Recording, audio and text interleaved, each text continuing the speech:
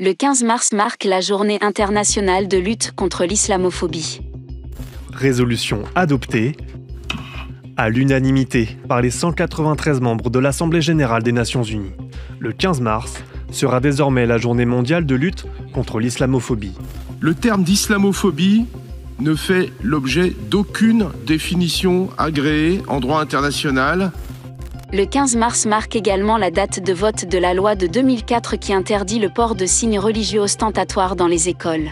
Pour 494, contre 36. Cette loi a été présentée comme confortant l'application de la laïcité. À l'époque, les autorités affirmaient que cette loi touchait tous les signes religieux et qu'elle se limiterait qu'aux établissements scolaires.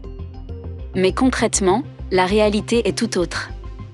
C'est bien le voile qui est visé par cette loi, comme l'affirmait le président de la commission sur la laïcité de l'époque, Bernard Stasi sur France 3. Il s'agit d'interdire le voile à l'école. Je crois qu'il n'est pas scandaleux et qu'il est même tout à fait souhaitable que pendant qu'on est à l'école, on laisse de côté ce qui nous différencie. De plus, il est de plus en plus clair que la France tend vers une interdiction totale du voile, y compris dans les espaces publics.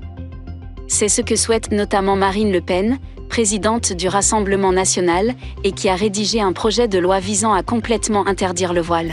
Vraiment, je considère que l'interdiction du voile est essentielle. Depuis l'application de cette loi, de nombreuses conséquences nuisibles ont été observées. Le constat est très simple et il est clair. Renforcement du communautarisme, exclusion du sortie scolaire, déscolarisation, et on a simplement demandé à des jeunes filles qui ne demandaient rien de choisir entre leur religiosité et l'éducation. Tout cela sous la fausse bannière du principe de laïcité.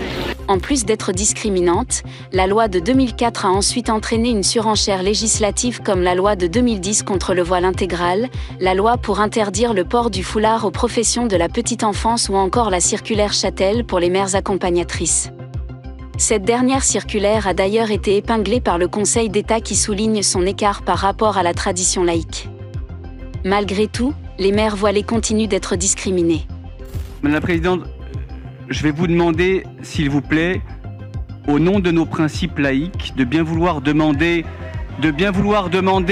à l'accompagnatrice qui vient de rentrer dans cette salle, de bien vouloir retirer son voile islamique, s'il vous plaît.